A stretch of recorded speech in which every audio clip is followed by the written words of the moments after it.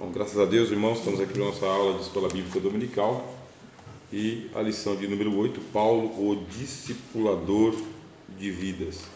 É proposto para nós aqui o texto de Atos dos Apóstolos, capítulo 2 e o capítulo 20. Vamos nos concentrar no capítulo 20, porque propriamente fala sobre o apóstolo Paulo. Diz assim: depois que cessou o alvoroço, Paulo chamou a seus discípulos, abraçou-os e saiu para a Macedônia. E havendo andado por aquelas terras e exortando com muitas palavras, veio à Grécia, passando ali 3 meses e sendo-lhes pelos judeus postos ciladas, como tivesse de navegar para a Síria, determinou voltar para a Macedônia. E acompanhou até a Ásia Sópatro de Bereia e os de Tessalônica, Aristarco e Segundo e Gaio, e Derbe, Timóteo, e os da Ásia, Tíquico e Trófimo. Então, nós vamos para a parte 1, né? O discipulado bíblico, Paulo, o discipulador, e a metodologia de Paulo para o discipulado. Então, nós temos o princípio bíblico de que a palavra de Deus deve ser ensinada, meus irmãos. Ensinada. Nós, desde o Antigo Testamento até o Novo Testamento, Cristo foi o grande ensinador. Aqui em Atos 2 fala que existe a doutrina dos apóstolos, quer dizer, a didática dos apóstolos, o ensino dos apóstolos, e o Senhor Jesus ele fala que depois ir por todo o mundo, né, batizando as pessoas em nome do Pai, do Filho e do Espírito Santo, ensinando-as a guardar tudo quanto vos tenho mandado. Quer dizer que é necessário que haja esse espaço que nós damos aqui, que é o espaço da Escola Bíblica Dominical. Esse espaço aqui ele é fundamental para a igreja do Senhor. O ensino metódico, bem, contínuo e sistemático. O que é o ensino metódico?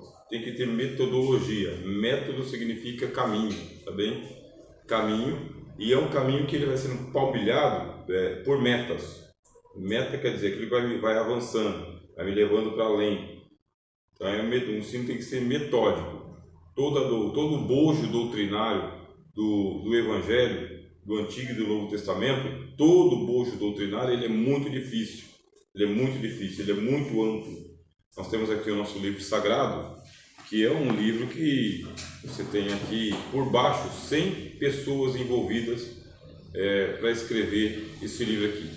Por baixo, 100 pessoas que não escreveram do dia para a noite. Você tem 16 séculos de inspiração de Deus aqui sobre os profetas e os apóstolos. Quer dizer, 1.600 anos. São muitas doutrinas, são vastas doutrinas. E por isso que é necessário que haja o ministério do ensino na igreja. E esse ministério do ensino, ele é um ministério junto com os outros 4. Quais são os outros 4? Deus colocou primeiramente na igreja os apóstolos, que são os responsáveis pela expansão do reino, do trabalho, são os missionários, os profetas, que são os pregadores contínuos, os evangelistas, que são os expansionistas da igreja local, os pastores que tomam conta do rebanho e os doutores, que são os ensinadores, os professores. E é aqui que entra a nossa aula de hoje. A Bíblia é um livro didático, mas ela não é um livro tão didático assim. Você não consegue muitas vezes entender sozinho a doutrina bíblica. Deus impede, na verdade, o entendimento automático da palavra dele. Deus impede. Bem, eu não preciso de professores, eu não preciso de ensinadores, eu não preciso de doutrinadores, eu não preciso dessa turma toda aí. Eu vou aprender sozinho. Deus impede. Impede, você pode até ser um autodidata em qualquer ciências humanas. Aprende muito bem, mas quando o livro chega nesse livro aqui, bloqueia. Porque Deus quer que haja unidade no corpo. E para que haja essa unidade no corpo, eu tenho que reconhecer a minha dependência do mestre, do professor, do ensinador, do doutrinador. Aí bloqueia. No texto mais simples você fica bloqueado. E vê a necessidade de buscar mais instrução num espaço que está oficialmente organizado como escola. Por isso a palavra de Deus tem que ser ensinada de maneira metódica, que eu falei para os irmãos, de maneira continuada, continuada, ninguém nunca consegue alcançar um diploma de mestre nas Escrituras Sagradas. Isso aí é uma ficção, bem, é uma ficção da academia. A academia ela tem que fazer o papel dela, dizer que ela ofereceu um curso bacharel, ou um curso de mestrado ou de doutorado, e que acabou o período. O camarada ficou ali 6 anos e ele é o máximo que ele consegue chegar. A academia tem que fazer isso mesmo. Mas não acontece isso com as Escrituras, e os judeus sabem muito bem. É contínuo, é para sempre. É para sempre, é para sempre. Como disse o Senhor Jesus, rios de água viva fluem do seu ventre para a vida eterna. É muita coisa. Ninguém se forma, então, em mestre das Escrituras, ou como diz aí, doutor em divindade, né? DD, doutor em divindade. É um título pomposo, até interessante, né? Mas ele não dá conta do oceano que é as Escrituras, não dá conta. Por isso tem que ser um ensino contínuo para a vida toda. E eu falei para os irmãos que tem que ser sistemático também. E por que sistemático? Porque não dá para você estudar todas as doutrinas de uma vez. Você tem que estudar uma doutrina de cada vez separado. Hoje eu vou aprender teologia, teísmo. Vou estudar sobre Deus. Aí você estuda sobre Deus até onde a tua mente alcança, até onde o teu coração aguenta, até onde você tem fôlego. Mas você tem que dar uma pausa. Você tem que dar uma pausa porque você não vai terminar. Sobre Deus você não termina. Aí você deu uma pausa, você vai para outra temática. Eu vou estudar sobre Cristo. Aí vem Cristologia. Estuda até cansar a alma. Para, porque você não consegue se formar mesmo. Aí vou estudar um pouco sobre o Espírito Santo. Aí começa a estudar Espírito Santo. E cosmologia, e angelologia, e soterologia, e antropologia, e armatiologia, eclesiologia. Você fica lá e você fala assim, depois de 2 anos você terminou o currículo básico em teologia. 2 anos você tem uma formação num currículo básico em teologia. Para mim tá bom, já consegui o meu certificado, meu diploma, né? Já consigo pregar nas igrejas aí, já consigo uma unção para o ministério, né? Já consigo ser reconhecido como obreiro. Não preciso mais. Mas aquele que tem sede de Deus, como o salmista, minha alma tem sede de Deus, como a corça brama pelas águas, eu tenho sede do Deus vivo. Aí você já sabe que o curso básico não dá conta, nem o curso médio vai dar conta também. O curso médio são 3 anos em duração. As mesmas disciplinas que você pegou no nível básico, você pega agora de novo no nível médio. E coloca algumas disciplinas auxiliares ali para poder melhorar o currículo, não dá conta. Aí você fala, mas eu vou para o bacharelado, 4 anos de bacharelado. 4 anos de bacharelado estudando com outros bacharéis, outros mestres, outros homens que têm a mesma ansiedade que nós de conhecer. E outros já perderam até a ansiedade, são só profissionais da educação. E essa é uma verdade. Tem muito teólogo que perdeu a fé. Perdeu a fé, perdeu o temor e perdeu a piedade. Mas ele é um teólogo bom, profissional, ele é um cientista da religião. Como cientista da religião, ele conhece não só o cristianismo, como ele conhece todas as religiões também, e as divindades das religiões, e os rituais, e todo aquele linguajar. Quer dizer, ele está indo muito longe, muito longe. E esse ir muito longe, ele pode comprometer a aula de hoje. Qual é a aula de hoje? O discipulado. Quer dizer que se tornou tão grande, tão gigantesco, tão monstruoso, que não tem espaço para ser um discipulador, um ensinador dos rudimentos da fé, das doutrinas que têm que ser praticadas. Porque quando a gente fala de discipulado, é teologia prática. Bem, discipulado é teologia prática, é vida cristã na sociedade dos homens, no enfrentamento com Satanás e a ordem política do mundo. Quer dizer, a ordem política influencia tudo. Satanás ocupa um monte de cadeira na vida pública, influencia a sociedade de tudo quanto é forma e tudo quanto é maneira. E a vida doméstica é uma vida atribulada para a maioria das pessoas. A maioria das pessoas passa muita tribulação. Por isso que precisa do discipulado, irmãos. O discipulado para o enfrentamento da vida diária. E quem nós temos aqui para falar sobre discipulado é o apóstolo Paulo. Quer dizer, ele é apóstolo, ele tem um título, ele é apóstolo, ele é profeta, ele profetiza. A profecia dele está aqui. As 13 cartas são profecias de Paulo. É um profeta, é um evangelista, cuidou da igreja local e expandiu a igreja local. É um pastor, de pastores, nós temos as cartas pastorais, e é um doutor. E ainda sendo tudo isso, ele não abandonou o discipulado, que é o ensino dia a dia da palavra de Deus, cotidianamente, para formar discípulos, meus irmãos. Daqui começa assim, o discipulado bíblico. O discipulado bíblico, ou o ensino bíblico, é que a Bíblia tem que servir como material didático, mas não é autodidático. Vocês entenderam? A Bíblia é um material didático, mas ela não é plenamente autodidática. Você não consegue aprender tudo sozinho. Não consegue. Primeiro, tem que ser alfabetizado. Então, para ser alfabetizado, tem que ter professor que te alfabetizou. Alguém te alfabetizou. Já depende de alguém. Aí, segundo passo, você depende dos tradutores, porque a Bíblia não está na língua original. Você tem uma tradução. E a tradução não é feita por um homem só. Se vocês terem ideia, a tradução de João Ferreira de Almeida, ela demorou quase meio século para ficar realmente pronta. João Ferreira de Almeida. E por quê? Porque ele começou a fazer a tradução dele do hebraico e do grego que ele tinha em mãos, que é o texto de Erasmus, né? O que a gente chama de textos receptos. Ele começou a fazer a tradução dele e ele teve que encaminhar a tradução dele para as sociedades bíblicas. E a Sociedade Bíblica Presbiteriana, que era a sociedade responsável mesmo pela missão de João Ferreira de Almeida, recusou a tradução dele, porque tinha que fazer comparações. A tradução tinha que fazer comparações, e fazendo comparação da tradução de João Ferreira de Almeida com as outras traduções, tinha muitos erros ali de tradução. Aí você fala: ô João Ferreira de Almeida, por que você fez isso? Também pudera, né? O hebraico não é uma língua para todos, e o grego não é uma língua para todos. Mas já que ele entrou por essa senda, ele teve que revisar toda a tradução dele, melhorar o texto dele, para começarem a surgir algumas partes da tradução da Bíblia dele, para depois passarem por correções e atualizações, e mais correções e revisões, e o texto ficar melhorado.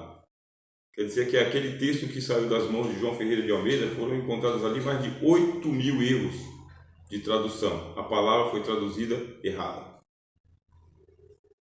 Quer dizer, nós precisamos de gente ou não precisamos? Professores para dar um letramento para a gente, tradutores para traduzir a Bíblia, e ainda a turma da academia para dizer: o texto está errado, tem que corrigir o texto. Não passa.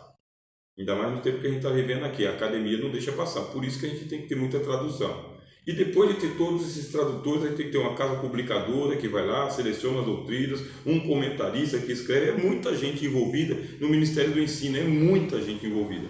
E é gente invisível. É uma turma invisível. A gente não tem acesso a essa turma. Esses professores, esses tradutores, esses revisores, esses editores, esses publicadores, é gente invisível.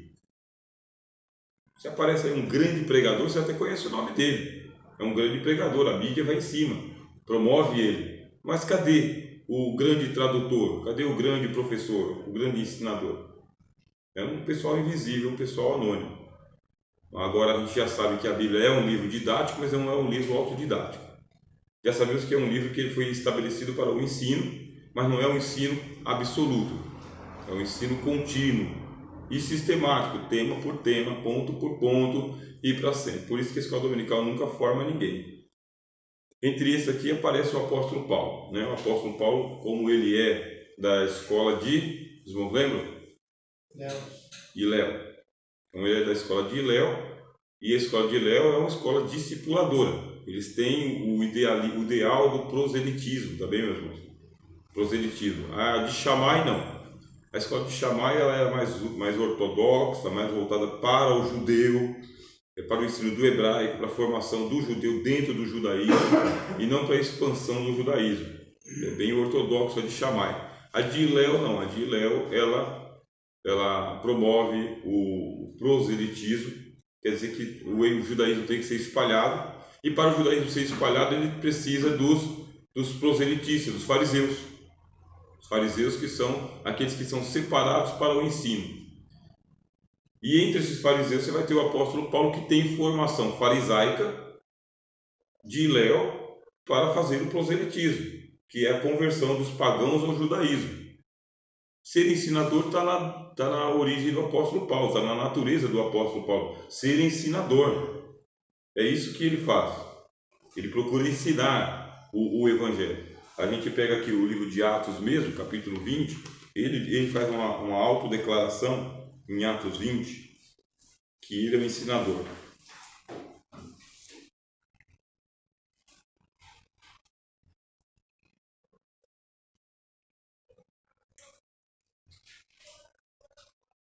Versículo 20, Atos 20 e 20. Aqui é a chamada visão 20 por 20 do apóstolo Paulo. Está escrito aqui: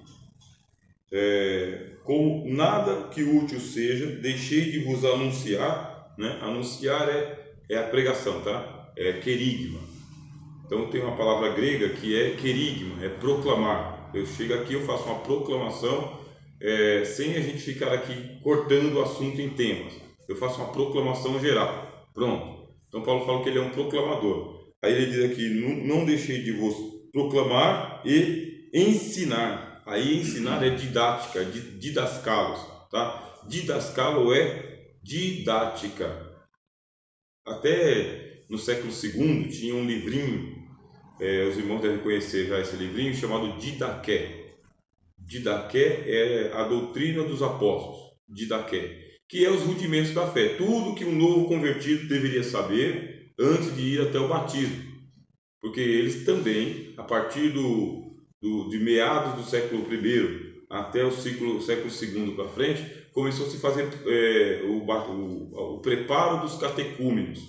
Os catecúmenos, quer dizer, tem que passar pelo catecismo, tá bom? E esse catecismo é um ajuntamento de doutrinas básicas de que o catecúmeno, o neófito, o novo convertido, tem que ter domínio antes de ir para a água do batismo.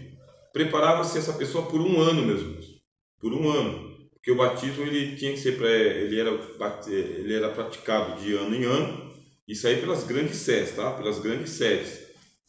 E evitava-se fazer isso aí no inverno, do gelo da água, né? E se fazia mais ou menos na primavera. Alguns calendários assim. O fato é que ficava um ano como catecúmeno, aprendendo o catecismo.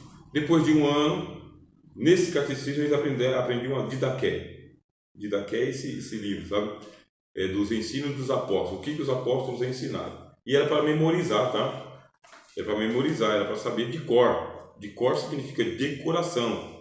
Se não soubesse de cor, não passava. Porque catecismo é isso mesmo.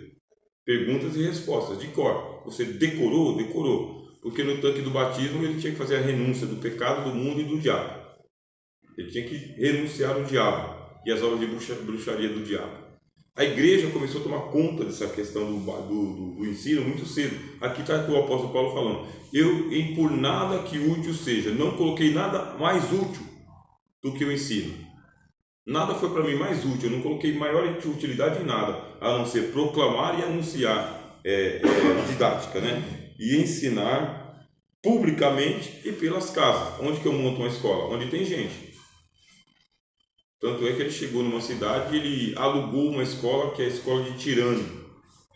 Ele alugou. Essa escola funcionava pela manhã e à tarde ficava vaga, e o apóstolo Paulo recolheu ofertas e alugou a escola de Tirano, um espaço onde ele praticava a didática dele também. É um ensino sistemático, e essa é a metodologia do apóstolo Paulo. Qual que é a metodologia de Paulo? Publicamente e pelas casas. E o apóstolo Paulo ele separa as doutrinas entre rudimentos do mundo, ele chama de rudimentos do mundo, doutrinas rudimentares. Ele chama essas doutrinas de leite. Com leite vos criei e não com sólido mantimento. O que ele considera leite? As doutrinas que ele ensinou que são rudimentares. Ética, comportamento, costumes e algumas doutrinas oraculares, algumas doutrinas sobre o batismo, pouca coisa. Paulo não ensina tanto sobre o batismo nas águas, mas sobre o batismo místico ele ensina bastante. Mas sobre o batismo nas águas, por exemplo, Paulo não tem ensinamento sobre o batismo nas águas. Vocês já perceberam isso? Já perceberam essa leitura? Pode ler quantas vezes você quiser as 13 cartas do apóstolo Paulo. Não tem batismo, não tem o ensino do batismo nas águas pelo apóstolo Paulo. Não tem. Tem referência.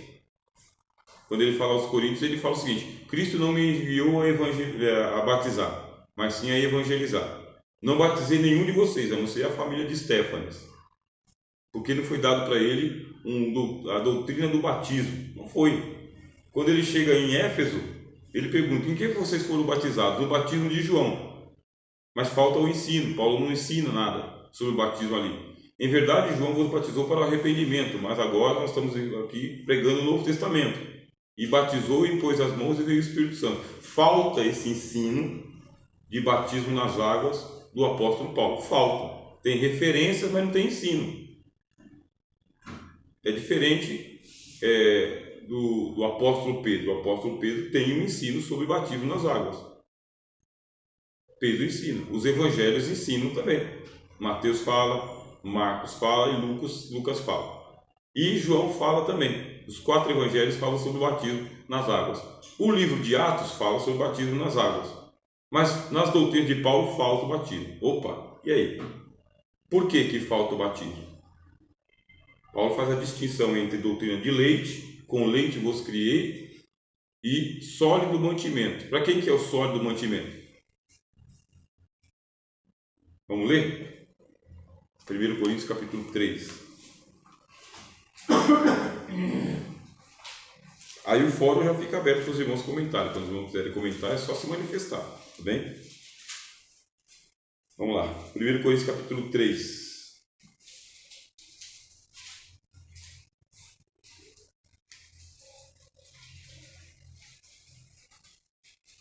E eu, irmãos, não vos pude falar como a espirituais, mas como a carnais, como a meninos em Cristo. Isso é a metodologia de Paulo. Com leite vos criei, e não com manjar, porque ainda não podíeis, nem tampouco ainda agora podeis. Já haviam passado mais de 1 ano e meio que a igreja existia. Paulo está em pleno avivamento em Éfeso, ganhando almas, estabelecendo a igreja lá, e a igreja de Corinto está uma confusão só.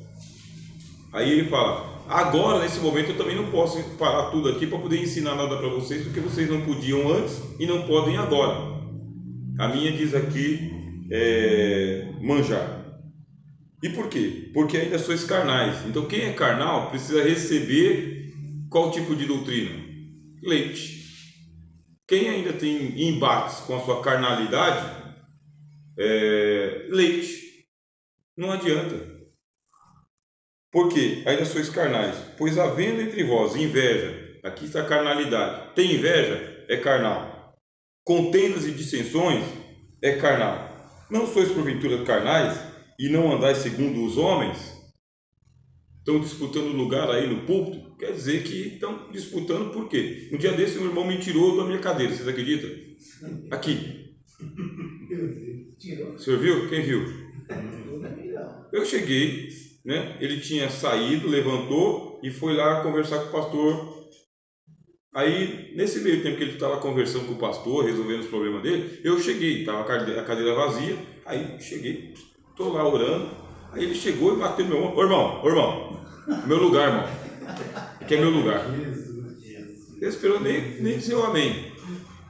Aí, para não perder a paz, eu falei: me levanto, né? Problema nenhum. E nem eram as primeiras cadeiras para dizer assim que eu estava ocupando as primeiras cadeiras, que eu sento da segunda fileira para trás, né? Só tranquilidade. Mas, né? Aconteceu. Eu falei: um dia eu falo desse assunto. Quando for um fórum propício, eu falo desse assunto. Quer dizer, porque dizendo eu sou de Paulo, ele vai dizendo aqui que planta. Olha, esse aqui é o capítulo 3. Então você tem aqui a doutrina de leite, e a doutrina de leite são os rudimentos da fé para plantar a igreja, para converter as primeiras pessoas e para ensinar os primeiros passos. Quando você vem aqui, capítulo 2, tá bem? Capítulo 2, aí Paulo fala da sabedoria, que é o segundo passo do ensino dele, o segundo passo da metodologia dele. Ele fala, capítulo 2, versículo 6, tá bom? De 1 Coríntios. Todavia, falamos sabedoria entre os perfeitos, Aí tem a doutrina dos perfeitos. Não, porém, a sabedoria deste mundo, nem a dos príncipes deste mundo que se aniquila, mas falamos da sabedoria de Deus oculta em mistério, a qual Deus ordenou antes dos séculos para a nossa glória. Essa aqui que ele fala que é a doutrina dos perfeitos é já para o ministério. É para o ministério, é para aqueles que são os amigos dele, como a gente lê aqui, passando ali 3 meses, aí ele fala, acompanhou-os da Ásia, Sópatro de Bereia, os de Tessalônica, Aristarco II, e Gaio, e Derbe, e Timóteo, e os da Ásia, Tíquico e Trófimo. Esse aqui são as doutrinas que o apóstolo Paulo tem para os perfeitos, quer dizer, para ministério, para a gente que vai servir a mesa, dos que vão servir a mesa, até os que vão servir o altar. Trabalhar a palavra é necessário. Paulo tem uma doutrina de perfeição dizendo que nós temos que andar nesses parâmetros de aperfeiçoamento da nossa doutrina. E como que a gente sabe que é para o aperfeiçoamento? Efésios capítulo 4 diz que Deus estabeleceu o ministério para aperfeiçoamento dos santos, para o pleno desenvolvimento do corpo de Cristo. Doutrina discipular, doutrina rudimentar, doutrina leite, doutrina de conversão, início de caminhada, e depois doutrina de aperfeiçoamento, como Cristo fazia também. Cristo tinha um ensino público, tá bem? Para todos. Cristo tinha um ensino para os discípulos que seguiam ele, e Cristo tinha um ensino para os apóstolos. E o ensino para os apóstolos, ele tinha aqueles ensinos lá, que é do Monte Tabor. A teologia chama de ensino de Monte Tabor. Esses ensinos do Monte Tabor é Pedro, Tiago e João. As revelações mais íntimas de Deus era para Pedro, Tiago e João. As outras eram doutrina para o corpo apostólico, até Judas estava presente. A outra é aquela